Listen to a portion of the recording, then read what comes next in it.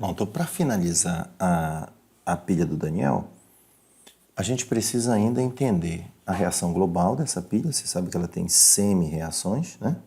Que é a semi-reação do anodo e a semi-reação do cátodo, correto? E nós vamos entender como é que funciona a reação global dessa pilha. Então vamos lá, vamos direto ver como funciona a reação global da pilha, perfeito? Só para a gente lembrar aqui algumas coisas específicas. Veja. Só lembrando, zinco, perfeito? Sulfato de zinco, cobre, sulfato de cobre, ok? Você já sabe como é que funciona. Aqui é o polo negativo, anodo é o polo negativo, cátodo é o polo quê? Positivo. Anodo sempre sofre o quê? Oxidação. Cátodo sempre sofre o quê? Redução. Perfeito. O fluxo de elétrons, ele ocorre, você já sabe, do anodo para o cátodo. Então, elétrons fluem do anodo para o cátodo. Perfeito. Essa solução, você já aprendeu que ela aumenta de concentração. Essa solução, ela diminui de concentração em relação ao cátion, né? Aqui, essa solução, ela tende, o zinco cai na solução e aqui ocorre corrosão. E aqui você sabe que tende a aumentar de quê? De massa, porque o cobre mais 2 se desloca para cá. Perfeito. Então, desse lado, que é o nosso polo negativo, como é que montamos a nossa semi-reação do anodo? Foi Zn, dando origem a Zn mais 2 elétrons. E desse lado, Cu mais 2, ele estava na solução, ele recebeu 2 elétrons e se transformou em Cu. Perfeito. O que é, pessoal, então, a reação global da nossa pilha? Reação global seria você pegar as suas semi-reações e juntar as suas semi-reações fazendo o somatório. Então, a ideia é você pegar o seu anodo, que agora eu vou chamar de A, que é o nosso polo negativo, pegar seu polo positivo, que é o cátodo, e escrever as semi-reações.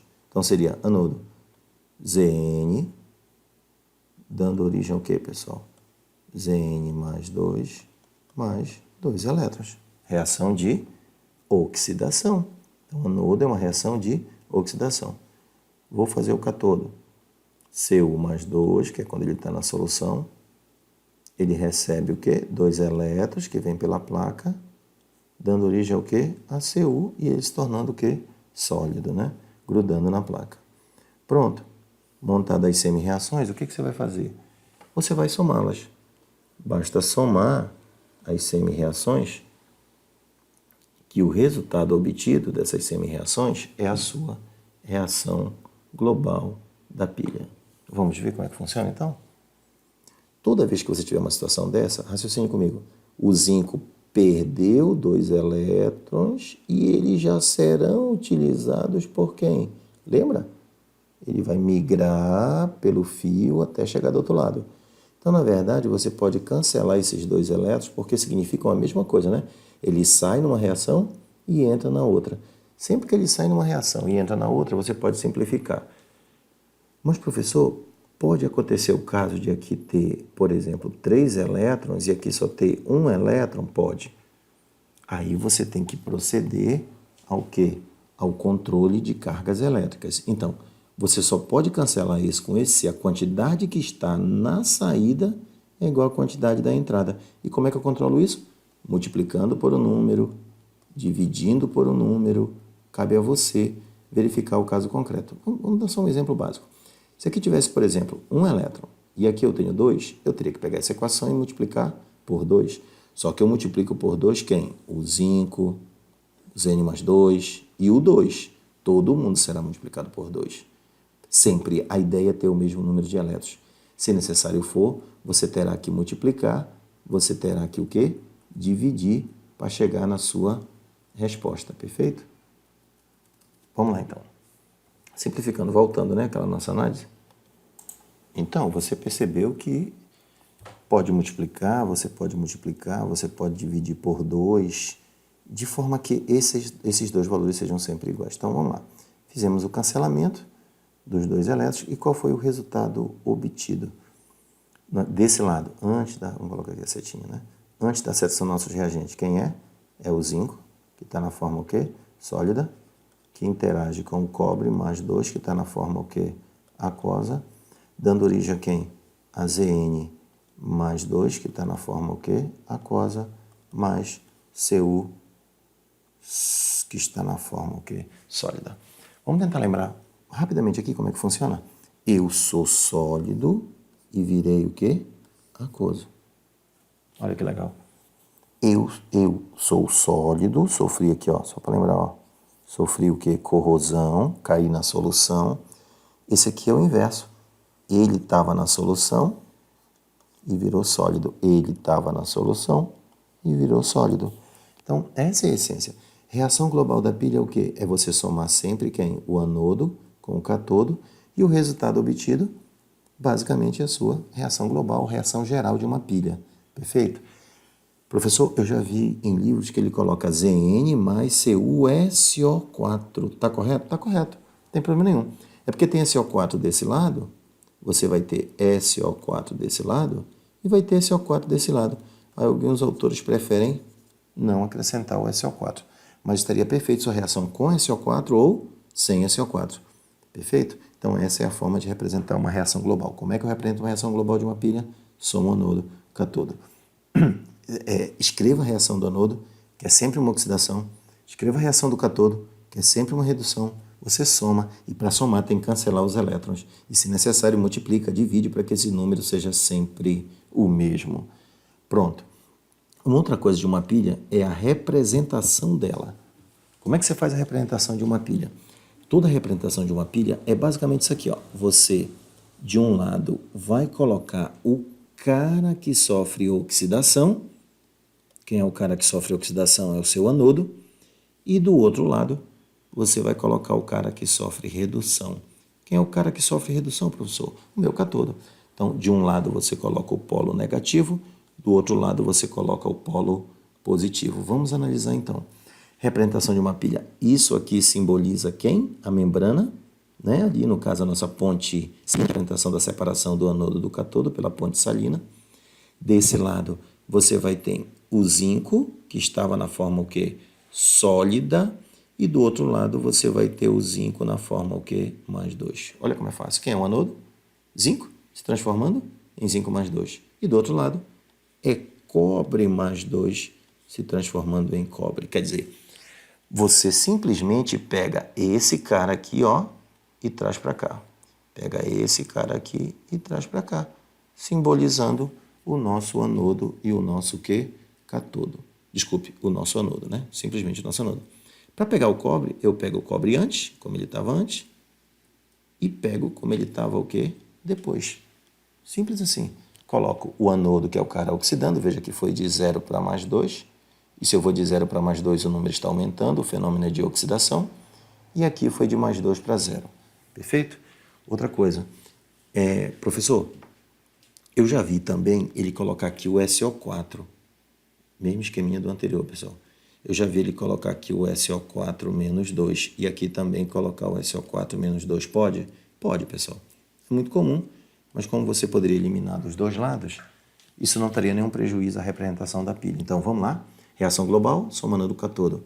Representação da pilha, primeiro o anodo, depois o catodo. Isso vale para qualquer tipo de eletrodo, correto? Pois bem, o que a gente vai fazer agora? A gente vai fazer um pequeno treinamento para tentar ver se fixamos legal esse negócio de anodo, catodo, positivo, negativo, quem aumenta de massa, quem diminui de massa, se a solução fica concentrada, se a solução fica diluída. E detalhe, vamos tentar trabalhar com outros elementos que não sejam zinco e cobre. Nós fechamos aqui a ideia do zinco e cobre, que é a pilha de Daniel. E vamos ver agora com outros eletrodos, perfeito? Antes, porém, pessoal, vamos ver outras montagens que nós temos para as pilhas, né? O que seriam essas outras montagens? Acompanhe aqui comigo. O que seriam essas outras montagens? Seria você ter um outro jeito de desenhar, sem ser o uso da ponte salina. Existe outra forma de representar sem a ponte salina? Sim, ó. Um exemplo clássico é quando você utiliza a membrana semipermeável. Aqui, ó. Você usa o sistema de quê? De membrana. né? Então chamamos aqui de membrana semi-permeável. São as membranas semipermeáveis. E como é que funciona com o sistema de membrana? Mesmo esquema. Está aqui o nosso zinco, ele doa elétrons, tá certo? O cobre recebe esses elétrons, o cobre mais 2 que está na solução passa para cá, o zinco cai na solução, aumentando a concentração de zinco, lembra disso? Aqui nós temos zinco e sulfato, aqui nós temos cobre e sulfato. E qual é a diferença? A diferença vai estar agora, ó. O cobre aqui, ele está em baixa concentração e o sulfato está em alta concentração, vocês lembram? Aqui o zinco está em alta concentração e o que acontece com o zinco? Ele começa a passar para o outro lado, obedecendo aquela ideia da biologia do gradiente de concentração, né? Membrana semipermeável, a tendência é fluir do meio mais concentrado para o meio menos concentrado. Quem é que está mais concentrado desse lado, professor? O sulfato. Aí o sulfato migra para o outro lado, tentando manter o equilíbrio da solução. Então, antes, na ponte salina, não sei se você lembra qual era a ideia, havia um fluxo de íons da própria ponte salina. Aqui não, é um fluxo de íons da própria o quê? Solução. Então, isso é mais um modelinho que você pode encontrar, mas o princípio de funcionamento é o mesmo, só que aqui ocorre um fluxo de íons pela membrana, sempre obedecendo ao gradiente de concentração. Então, super tranquilo essa parte. Uma outra forma também que poderia aparecer para você na prova está aqui ao lado. Nós temos aqui também nosso eletrodo de zinco, aqui nós temos sulfato de zinco, que é a solução, está em inglês, pessoal, mas assim é bem tranquila a tradução aí, perfeito? É porque essa figurinha é melhor que tinha para traduzir isso. Você tem a solução de sulfato de zinco, você tem aqui o cobre, o eletrodo de cobre, que é o polo positivo, cobre, ok? E você tem aqui uma membrana, né, um copo, um pote, né, um pote poroso. Você tem aqui servindo de membrana semipermeável. Olha só que interessante. Está toda a solução aqui. Eu coloquei esse potezinho aqui, poroso, por exemplo, aqueles filtros de água, né? Você já viu aqueles de filtro de água onde dá um corte? E ele serve nessa estrutura. E aí você tem aqui o sulfato de cobre. Aqui dentro está o sulfato de cobre, ó.